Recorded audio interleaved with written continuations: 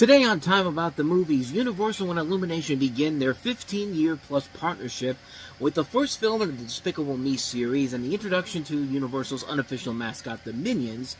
We'll talk about that movie in particular. We also have the latest film from the Predator series, Predators, produced by Robert Rodriguez and starring Adrian Brody and Lawrence Fishburne among its cast. We also have the second installment of the Millennium Trilogy, The Girl Who Played with Fire. And we also have Annette Bening, Julianne Moore, and Mark Ruffalo in an unconventional family comedy, The Kids Are Alright. July 9th, 2010. 4 movies to take a look at. Time About the Movies coming your way next.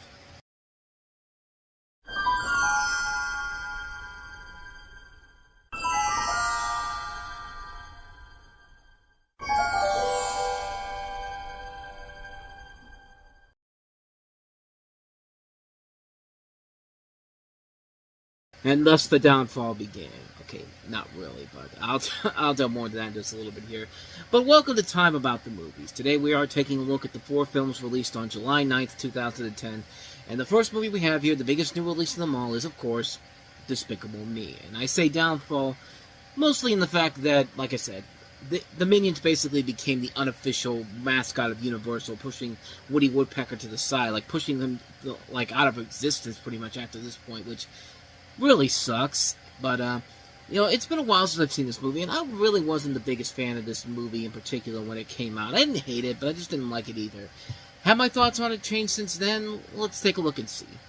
The film follows Felonious Gru, played by Steve Carell, who is a longtime supervillain who adopts 3 orphan girls to use as pawns in a villainous scheme, but reluctantly develops an emotional attachment to them. He's trying to outwit another supervillain in the making, played by Jason Segel, and you have a cast also includes Russell Brand, Kristen Wiig, Miranda Cosgrove, Will Arnett, Danny McBride, Jack McBrayer, and Julie Andrews.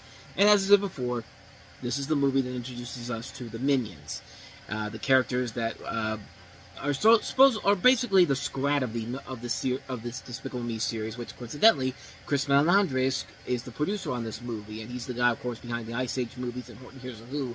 So yeah, this is pretty much their Scrat, and not only is he the mascot for the mascot of Illumination, they basically become the mascot for Universal because you see more of them than you do any of the characters from the Woody Woodpecker universe, which again, really fucking sucks, but I'm not the one running Universal at this point. But to be honest, I've never really been a big fan of the Despicable Me movies. If we're being honest, honestly, Illumination didn't start off on the best note. The first couple of years of their movies in general, for me, never really went anywhere. I really did not like most of their movies in general. I mean, most of the Despicable Me movies were not bad movies. They were just films I really could never get into them. It's funny because the first one that I actually liked from Illumination was, of all things, the Minions spin-off movie they did, with the one with Sandra Bullock and John Hamm in the cast. That was the first one where it's just like, hey, there's actually something here. Because before this, they had done the 2 Despicable Me movies, which the second one is the better one, but not by that much.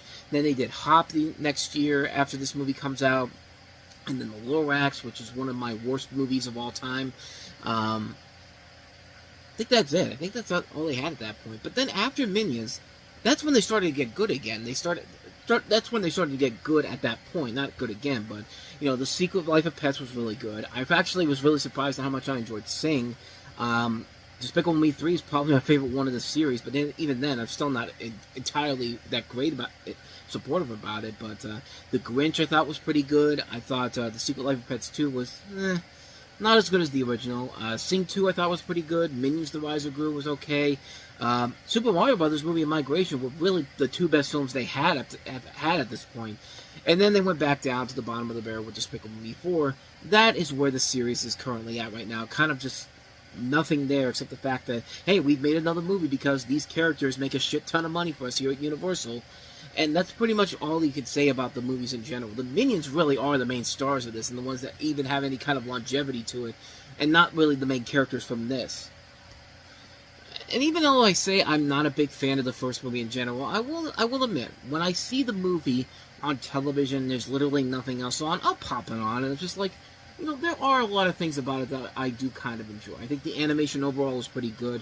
I do like some of the ideas that they have here. I thought the climax overall was pretty good, where you have... The whole point of the movie is Gru has a plan to steal the moon, and he has a shrinking ray that he's going to use.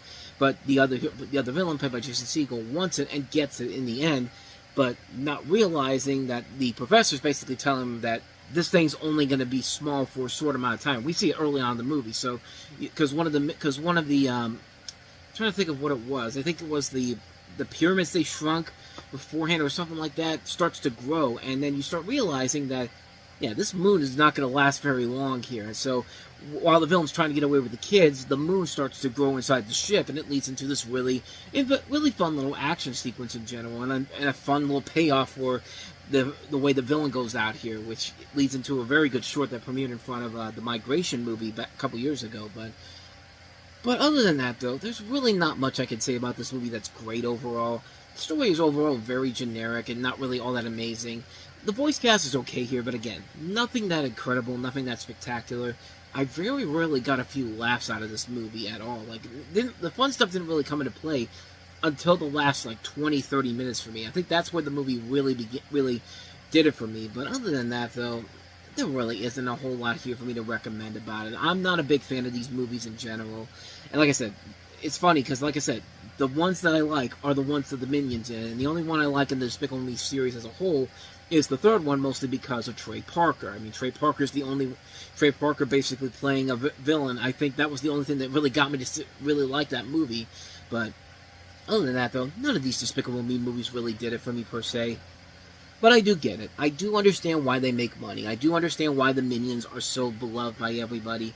They can be funny characters overall. Their shtick can get old pretty quickly, especially with the last Despicable Me movie, where even though they were still the best part about it, the fourth film just literally had nothing left in the tank, and they're still making these movies one by one. It's just kind of like, you gotta do something a little bit different here, guys, but hey, if it ain't broke, why fix it? They're still making more of these movies, and probably not going to get any better than where we're at right now, but yeah, overall, Despicable Me, I'm very mixed on the Despicable Me movies. I get why they're very popular with people, but I just never really got into them, per se. Even the ones I like are just kind of just a little bit barely, my thumb is barely moving, it's literally like this, that type of stuff here. But, I mean, that's really all I got for you on that one. That's Despicable Me, so let's get to some good movies, some real good movies here, including such as our next movie that we have here, and that is Predators.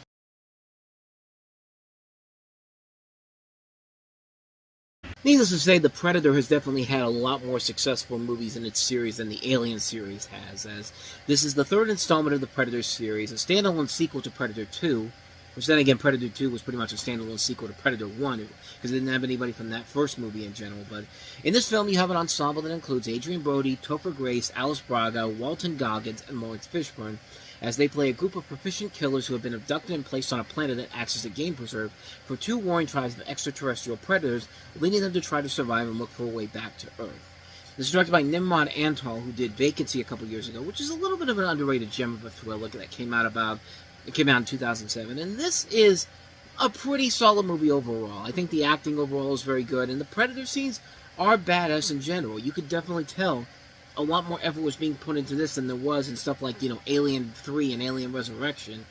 But this is a film that works very well. It's a film that is very entertaining. It's a film that delivers all you can ask for and then some.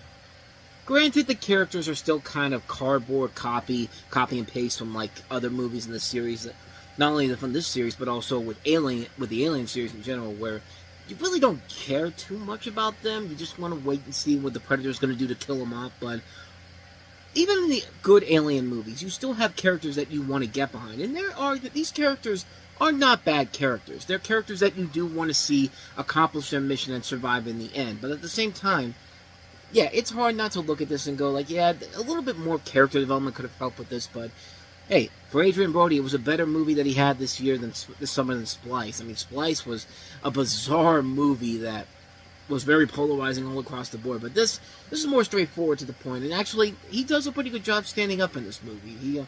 He's next to guys like Walton Goggins and Lawrence Fishburne, badass action stars in the past, and he's doing a pretty good job hanging in there. I mean, everybody in here is doing a good job hanging in there. The Predator still looks cool, the darker elements of the story look pretty cool as well. It just works. It just works all around. It's a terrific film. I really enjoyed the hell out of it. It still holds up after all this time, and considering what the next Predator movie is going to be after this, yeah, this is definitely the much better movie than Shane Black's The Predator, which you wouldn't think that would be possible, but Shane Black, man, I don't know what happens when he goes to blockbusters, but it just doesn't work out for him as a director on those fronts, because we'll see two examples of that within the next decade. But anyway, that is Predators for you. So let's go ahead and move on to our next movie, the second installment of the Girl with the Dragon Tattoo trilogy, or the Millennium Trilogy, whatever you want to call it, The Girl Who Played with Fire.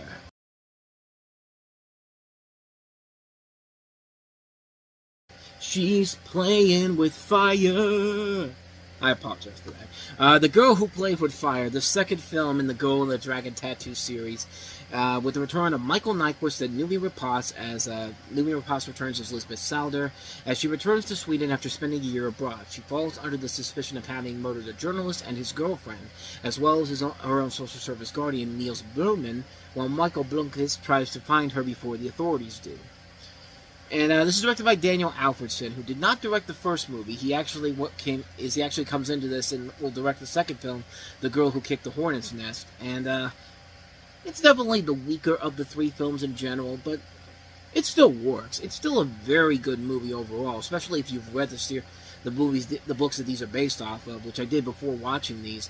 I mean, you do get a good sense of the story in general when reading this and seeing them doing a good job of handling it on the big screen. Noomi Rapace is just perfect casting as Lisbeth Salander. I mean, she just owns this role, and she just nails it out of the park. I mean, let's be honest, all of them who played the role of Lisbeth Salander, not just her, but also Rooney Mara and Felicity... No, Claire Foy. I'm sorry, I'm thinking of Felicity Jones. No, Claire Foy in The Girl with the Dragon Dragon Eyes, the last one that just came out, or was that the next one? No, the next one's Girl with the Kicked Hornet's Nest. The fourth one, I think, is The Girl with the Dragon Eyes, if I'm not mistaken. Let me see. The Girl in the Spider's Web. I'm sorry, The Girl in the Spider's Web. That made more sense, but I do like most of these movies overall. But this one, definitely one of the weaker ones in the installment of the series. Definitely the weaker of this trilogy that we're going to get to. Because we have The Girl Who Kicks the Hornet's Nest that comes out, I believe, in the fall. Let me see if I can find it here. October 2010. So we have a little bit here in the U.S. before we get to that. But I really enjoy this movie. The Girl Who Played with Fire, not as good as The Girl with the Dragon Tattoo. Definitely the weakest of the three films in the Millennium Trilogy, but still good enough to watch on its own, on its own merits, I should say. Not on its own, but I really enjoy it. I still enjoy it a lot. So with that said, let's go ahead and move on to our last movie that we have here, and that is The Kids Are Alright.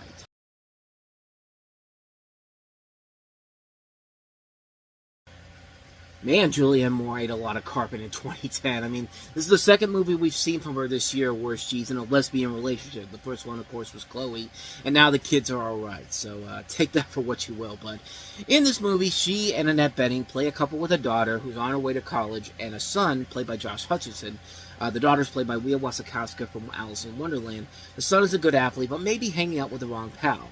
Laser wants Joni to find out who their biological father is, a sperm donor, without initially telling their mothers. They meet him. He's played by Mark Ruffalo, who's a cool guy with a motorcycle, a restaurant, and an organic garden. Although Nick does not like the idea of the five of them getting together a few times and the kids spending time with Paul, he basically decides to hire Jules, who's had many brief vocations, to landscape her backyard, and Nick, who's an OBGYN, decides to be a good sport and get to know Paul better. Can a family add a new member?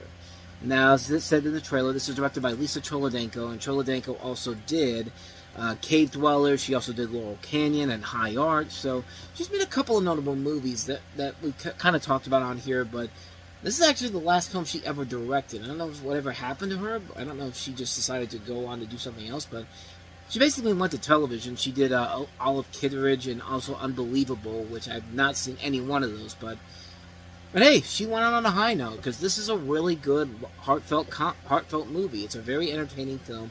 5 really good performances all across the board, and Annette Bening and Julianne Moore, they work together well as this lesbian couple, and Mark Ruffalo was really good in here too, and you also see a lot of the range that both Wasikowska and Josh Hutcherson had that they would later use down the road. It's a really good movie. It's a very good, heartfelt film. It's a film that works very well. It's a film that is very enjoyable. Has a lot of good funny moments. Has a lot of good dramatic moments. It doesn't go for the predictable, cliched routes. Like, this thing got nominated for several Oscars, including Best Picture. Not one of those great movies that was better than the actual Best Picture winner. I really like it. I really like this movie a lot. It's a terrific film, a very fun film, very funny, very dramatic. It just works all across the board. The kids are alright, and this movie is more than alright. And thus, with all that said, we wrap up another edition of Time About the Movies. And the next time we meet, we've got 2 more movies to take a look at, including Christopher Nolan's follow-up to The Dark Knight, Inception, and we also have one of the other Disney live-action remakes they had around this time, after Alice in Wonderland. They've remade the classic segment from Fantasia, this time with Nicolas Cage and Jay Baruchel, in a... Well, it's not really a remake of it, because there's no Mickey Mouse in here, but it's a remake of The Sorcerer's Apprentice. So we'll take a look at that, along with Inception, coming up tomorrow on the show. So definitely be on the lookout for that. Now, with all that said, thank you so much for watching this, and I hope you enjoyed it, because if you did, I'd like you to go hit that like button, the subscribe button, and the notification button, there we go, as well as our playlist. Check that out, and also check out the last episode we did. With all that said, though, whether it's in the past, the present, or the future, I will see you at the movies. Take care.